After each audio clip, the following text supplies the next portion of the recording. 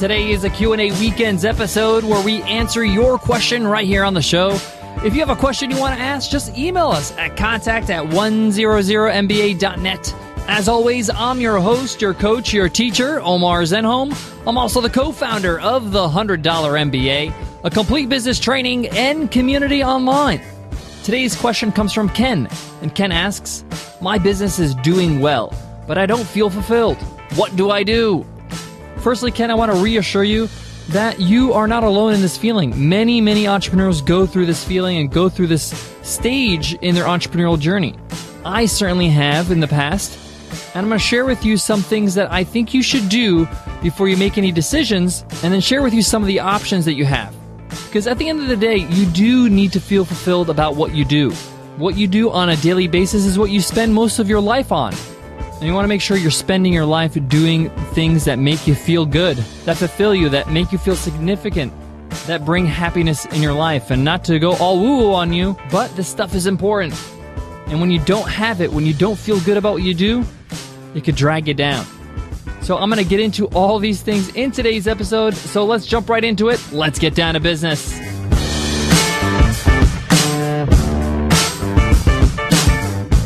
Today's episode of the $100 MBA Show is sponsored by HostGator. With their 24/7 live support via chat, phone, or email, your website is in good hands. You can get the help you need anytime you need it.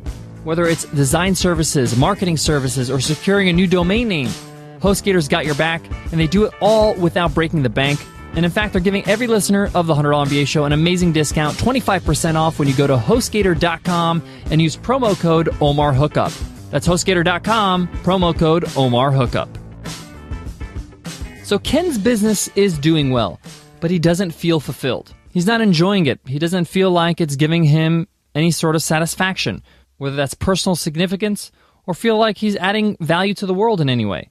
What should he do? I like this question a lot because I know there's people out there listening right now that have this question in their mind. And also those who don't have this question in their mind will have that question later on in life. And I feel like I can provide some value in this area because I've had this experience before in my entrepreneurial career. So if you're in a business that's doing well, it's making money, that you're profitable, but you're just not feeling it. You just don't feel fulfilled. It's a tough place to be in. And in fact, I think it's tough because the business is doing well. It's easy to quit something you're not doing well at.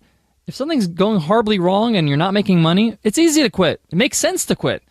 But when things are going great, and the business is thriving and it's growing and it's profitable, but you have this feeling where it's just like, oh, it's just not for me. I'm not really feeling it. It's really hard to quit it because it's doing well, because it is paying bills. So what do? I'm going to give you the first step and the first thing you should do. And this may sound a little bit different, a little bit weird, but I truly believe in it because sometimes we just need perspective. First thing I want you to do if you're feeling this way is take a break. And when I say take a break, I mean take some time off. And not a few days off. I say at least 10 days off where you do not touch the business at all. Go away, go on a break, have a good time with your loved ones, or go alone if you want.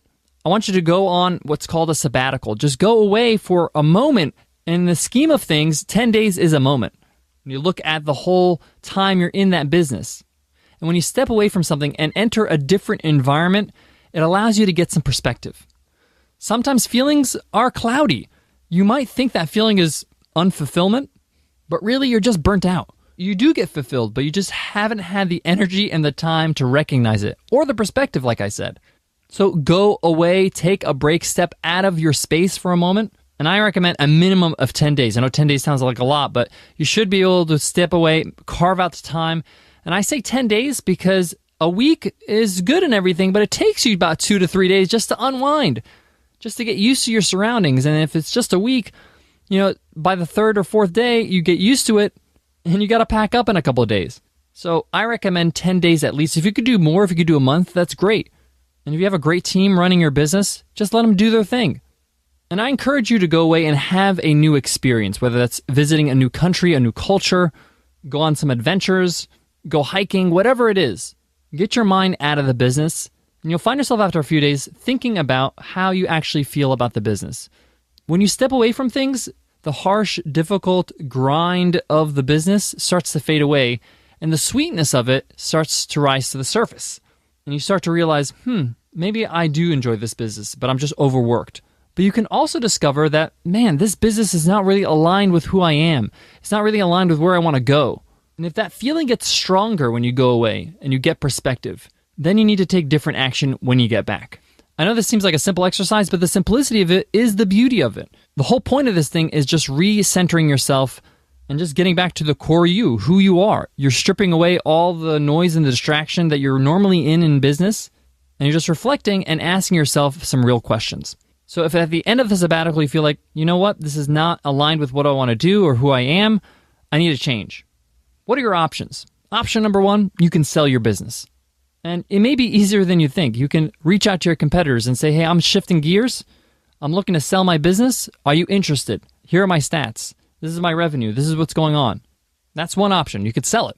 Option number two, you may have somebody in your own nuclear family that'd be interested in taking it over. Hand over the reins and let somebody else take over. You can still be profitable and be still making income from that business by remaining an equity partner. Don't have somebody close that wants it? No problem. Find a partner.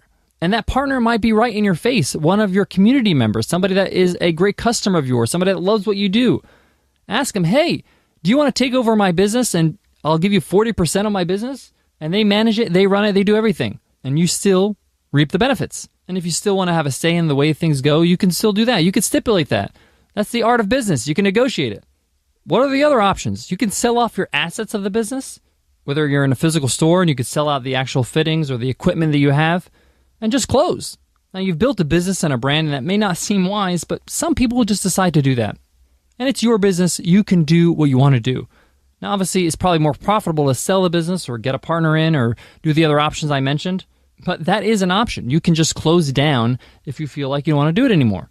But whatever option you choose, I highly recommend you start thinking about what you want to do after you sell this business or stop doing this business. What will fulfill you? That's the question you have to answer. I'm going to talk a little bit about that in a moment, but before that, I got to give love to today's sponsor, HostGator.